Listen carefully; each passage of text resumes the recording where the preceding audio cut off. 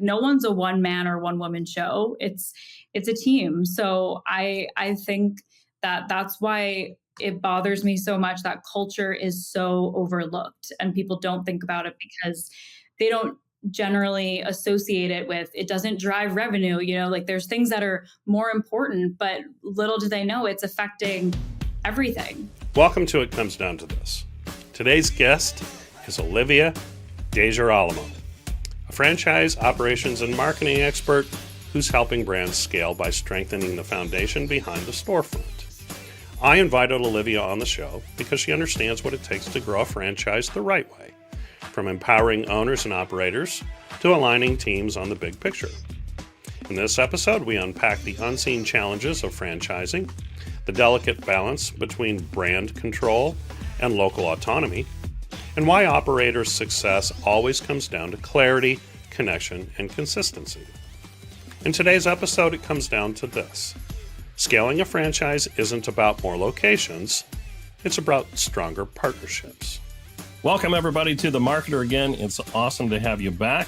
I know you're going to have an amazing time listening to this episode. In this episode, we're going to be uncovering the hidden power of workplace culture and how it can make or break your career. We'll dive into even the best strategies that can fail if company culture is toxic. So I know we probably all experienced that in some way, shape, or form. But today, my guest, Olivia, say it for me again, Olivia. De Girolamo. De Girolamo. Is that not an awesome name?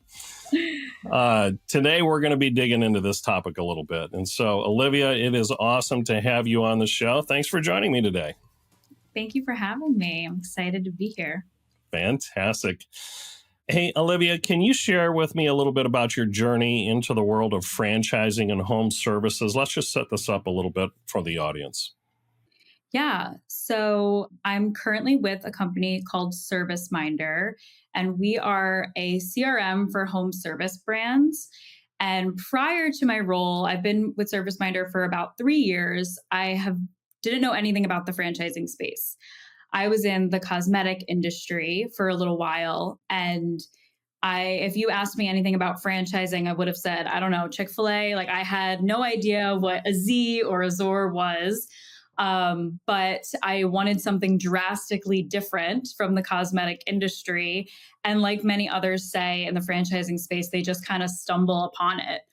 You're either born into it or you just stumble upon it and then you become obsessed. So that's where I'm at right now.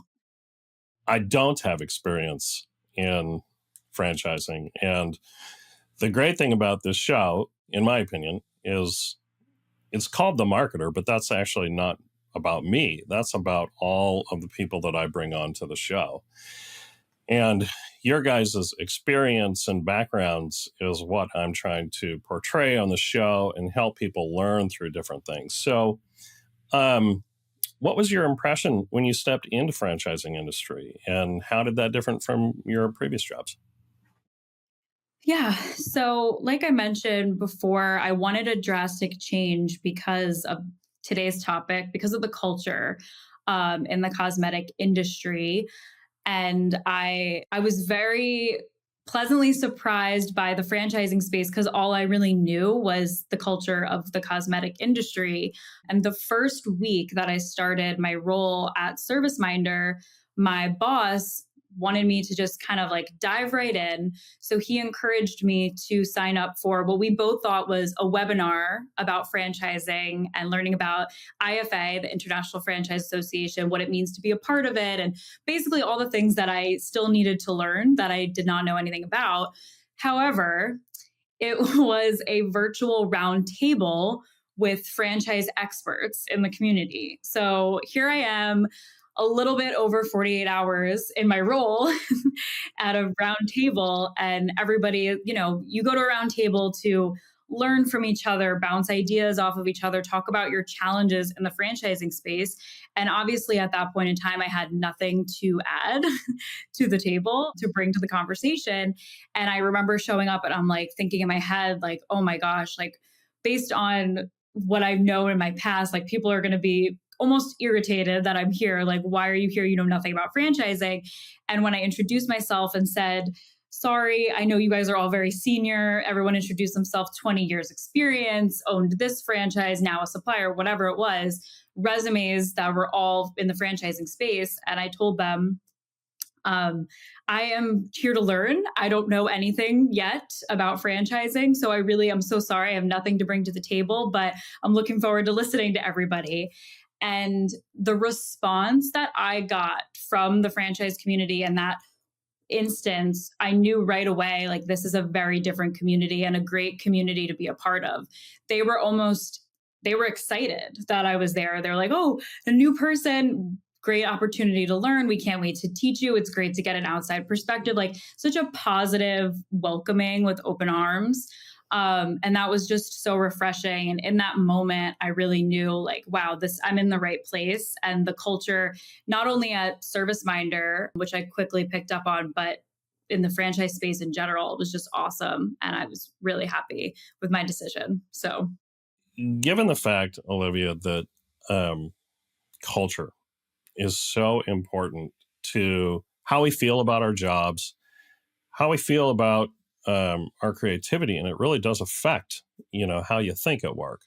Can you walk me through some time in the past where culture, while you had a great one coming into what you're doing now, everybody was very positive and encouraging to you, and that, definitely sets the stage. Was there a time in your life with your previous jobs where that wasn't the case? And specifically, how did it affect you personally and mentally? yeah. So I would say that when I joined the workforce, it was in 2020, which was a really, obviously, a rough time for everybody. And I had internships all throughout my college experience, but that's totally different. You're not a full-time employee. You're treated a little bit differently anyway, no matter how involved you are. So I didn't have anything to compare it to. So what I now know is toxic culture. I thought back then was just normal. Like, work-life balance isn't a thing. You're supposed to answer emails when you're on PTO. If you really want to succeed, if you really want to show your commitment, you're so lucky to be here. And I was really lucky to be there because it was 2020 and a lot of people didn't have jobs. So it was a little bit of like a weird time. But after spending a few years in the workforce, I started to realize, like, this is not normal. Like, I should be, there is room for work-life balance. And just overall, like, if you see a lot of turnover and stuff, like, that isn't normal. And if there's only one or two people in the organization that I like to call culture cheerleaders, and you don't align with the majority of the people in your organization, that is usually a red flag. So I would say that it started to change my perspective of, yes, I love what I'm doing, but it got to the point where we're human beings. If we don't align with the values of the people around us and our leaders, it's going to affect your motivation, your output, your career path, all of those things that are kind of like the basics to being a good employee are impacted by the culture that's around you. So I realized that culture should be prioritized, and it took me a little bit because I had nothing to go off of again. But once I was in that mindset of, oh, so the grass can be greener on the other side. All jobs don't have to be like this. Whereas I thought that was the case. So there's not like one specific instance, but I would say after a few years of going through that, it finally just clicked, and you do start to see the downfall of companies that don't prioritize culture. I really appreciate and agree with what you said in there, that if you don't match up, if you would, with the values of the leadership that you work with, that can be extremely challenging. Um, and that can be around anything, right? It's not necessarily their own personal values. It could be the values of what they want to do with the company and where they want to go with the company. It can be around whether or not you should be working on PTO. You can have a hard driving um, boss that it's normal for them to work, over PTO. It's normal for them to take vacations and take their laptop along and be spending 2 to 3 hours a day doing work while they're on vacation. And then those people, it can be normal for them to expect that their entire team does that as well, and that you're just basically always on. And when you're in a culture where you have to be always on, that tends to be extremely draining. And a lot of times you don't even realize how draining it can be until you're fully drained. And then, what you're left with is, I got to go find someplace else to work. But I also know, that it's not really a topic that's discussed a lot during the interview process, right? And I think that's the failure on both sides. As people that are hiring, are you discussing what your culture is like, what you're going to expect of the people that you're bringing in, from a culture standpoint? And then for us, going and applying and looking for different, career choices, are we afraid to ask? Tell me about your culture. Tell me what your expectation is around PTO. Do I have to be always on? Or does does leadership give me the freedom to be able to decompress when I'm not supposed to be? I think those are really valid questions that people should be open to, don't you? I have a love-hate relationship when people say you don't really know the culture until you're there, which is true because everybody could technically lie. It goes both ways on interviews, but there is ways to ask really questions with intention and questions where they can't just say yes or no. Like, don't just ask, do you prioritize culture? That's an easy, of course we do, like try. What I like to do is in an interview, you will usually talk to more than one person. If you're only talking to one person, that's a whole other thing. That's a little bit of a red flag because no matter what role you have, you're not just working with one person unless it's literally a one person company. But you should be meeting with multiple people who you will be working closely with, cross collaborating with. So you should be asking them all the same types of questions about culture and comparing their answers. So, do they have core values? If they have the core values, you should ask them what they are. And if they haven't presented them to you, you should say, how do you enforce if one of your core values is being collaborative? Like, how do you enforce that on a daily basis? How do you, make sure like all your team members align with that? Because it's very easy for people to lie and say, yeah, our culture's great. We're one big family, but then not say exactly how they're enforcing it and why their culture is so great. So Yeah, you're exactly right. It's if you ask somebody a closed question, they're going to give you a closed answer, right? yeah, You know, they're hoping you probably do. exactly. You have to ask open-ended questions that give them the opportunity to explain.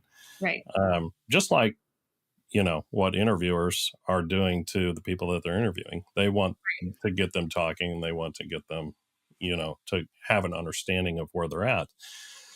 But what's your thoughts about that word toxic? I know it gets thrown around a lot, when we're talking about workplace, and you can have a positive workplace or you can have a toxic workplace, right?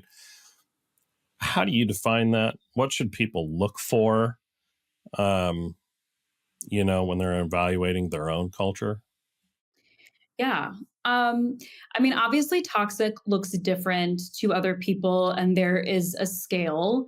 But I would say that red flags to me are, I call it the pizza party effect. Like, if you see that your culture is, you know, people don't interact with each other, the team isn't getting along, projects are falling apart because no one's driving the initiatives, really just all of like the people problems that we all run into. And if you think that putting a band-aid on a bullet wound and throwing a pizza party is going to solve everything, it's just not. So I feel like we see that a lot. Like people, leaders will see that no one wants to show up to the work happy hours, or people don't know anything about each other's personal lives, and no one's humanized in the company. And they think like, okay, great, so we just have to do like one team building event and it will solve all these problems. But it's so much deeper than that, but also simple at the same time. Like, for example, like remote workers, we don't get to, we're a remote company and we don't really get to see each other. We do like one big annual meeting a year. And it's hard, but it's also like it takes work to stay connected. But it's simple things like greeting everybody in the morning on Slack, saying, hey, everyone, great. Like, hope everyone has a great Friday, to saying goodnight at the end of the day. I hope everyone has a great, like little things like that, that go such a long way, where it's not just all work talk. We also on Slack have like a hashtag random channel where we'll put like memes. And, when people get engaged or have babies, like that's the place where we kind of like congratulate everybody. And that's our water cooler conversation. So it doesn't have to be these like grand things. Like, obviously having a culture committee, that's great, but not everyone has the resources for that. So like start simple and just genuinely like get to know the people on your team, get to know the people on other teams, and humanize everybody. I would say that that's like the biggest thing.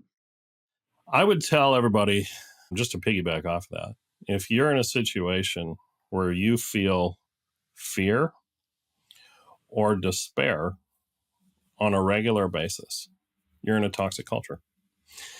And that toxicity, if you would, creates those fears, creates that despair. It may be that you're afraid of somebody's response. It may be that you just don't feel like you can be successful. There's just so many ways, and I totally agree with what you said. It's defined by everybody differently, and the level of what you can such put up with, if you I should say, is different for everybody as well. But one of the things when I was talking to you about this episode, you made a statement that is going to be the title of the show. You said culture eats strategy for breakfast. And I thought that was just fantastic. Can you explain that? Yeah. I mean, it's at the end of the day, like I said earlier, we're humans. And all of the basic things that will make you a successful employee, a successful team member, are your motivation, alignment, teamwork. So if you don't have a strong culture, if it's the opposite of those things, like opposite values, zero alignment, zero communication, how you could have the best strategy ever, but you're never going to execute if you can't. It's like no one's a one man or one woman show. It's a team. So I think that that's why it bothers me so much that culture is so overlooked and people don't think about it because they don't generally associate it with, it doesn't drive revenue. Like there's things that are more important, but little do they know it's affecting everything. It technically is affecting revenue. So and from like a marketing perspective too, I think that it's great for employee prospect marketing. Like it's a natural thing. Word of mouth marketing for new employees. The younger generation, culture is so important to them. So do you want a bigger talent pool that is interested in working for you because you have a great culture and it shows, and you have testimonials that you didn't have to ask people to write Glassdoor reviews for you. They genuinely did it because they love working there. So I don't know, things like that go a long way, like thinking just in the future, it's crucial. Do you have any examples of where a company's strategy failed because the culture wasn't strong and it wasn't strong enough to support it? Do you have any past experiences like that?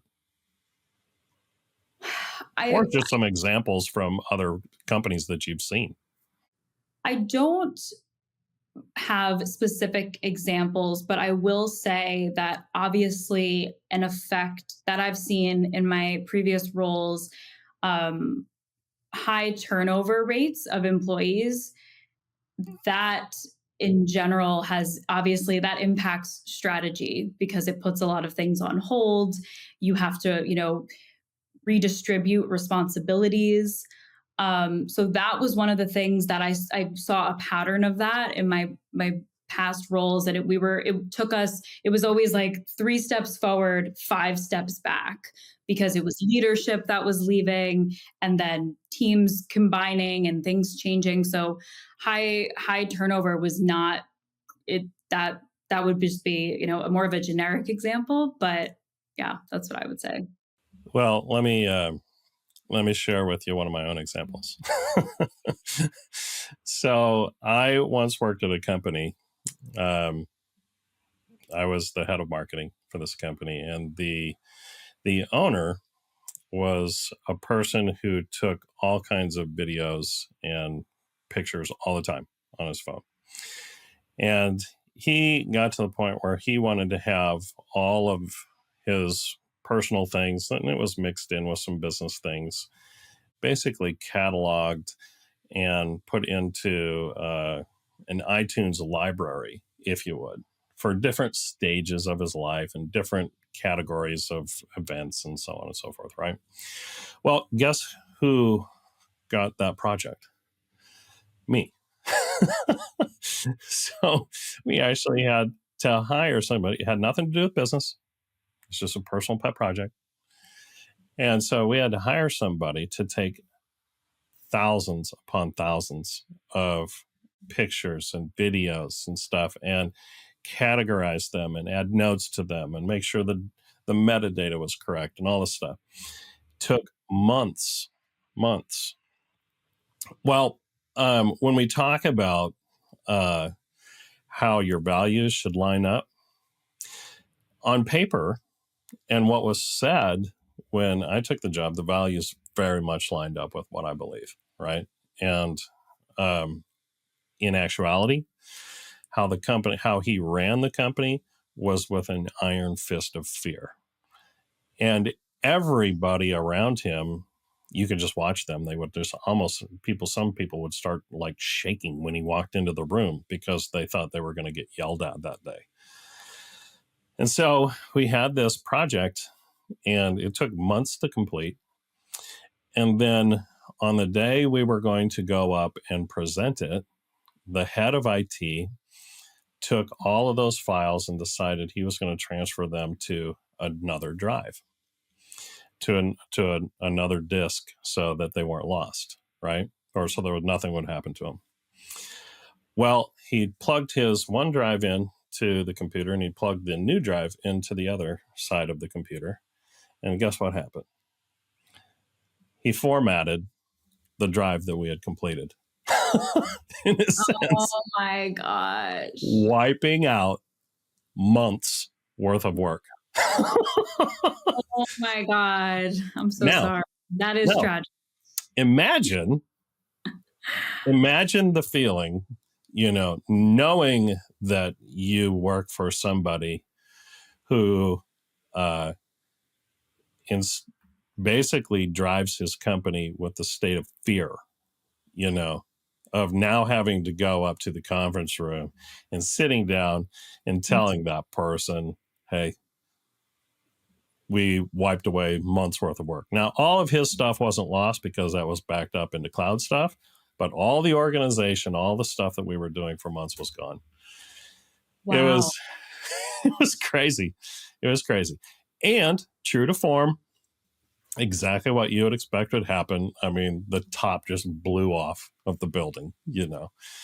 And Well, and I was gone very shortly after that. Yeah. So, culture plays a huge role. The fact that you brought that up, that's, as marketers, which I'm sure all the listeners and you totally understand this, like, we can't perform well in fear. I mean, I don't think many people can, but marketing, especially because we need that creative freedom and the opportunity to bring ideas to the table. If you're living in fear and you don't align with the people around you and you're almost like scared to bring anything up, like how can you really thrive as a marketer? You're never going to be coming up with new ideas. You're just going to, follow the lead and just, do whatever what they want to do, the bigger picture. But that's a really good point from a marketing perspective. Fear is a bottleneck if you don't feel like you can. And that was a big thing for when I joined ServiceMinder. Something that attracted me to the role is not only the culture in general, but the culture when it came to marketing. Like this is your department. Like you can build it from the ground up, and we give you free range to, really learn about franchising and bring it to life, bring our marketing department to life. So this has been really great, Olivia. I want to close this out with one question. So both of us now having been part of what we would call a toxic workplace, and now that you're in a really good, situation where you're supported, you're encouraged, and you're free to express your creativity in all kinds of ways, what advice would you give to the person who has been either sitting in a toxic workplace, trying to figure out what they can do, what they can change, or if they can change it, and maybe somebody who is looking to avoid getting into a toxic workplace? What advice would you give those people? for someone that's currently in a toxic workplace listening to this and it feels like a support group and they feel very heard, I would say that's something, it's not obviously it's definitely harder if you're more entry level and not in a leadership position, because I do believe that culture should start at the top and trickle down to everybody. Like you should be setting an example at the top.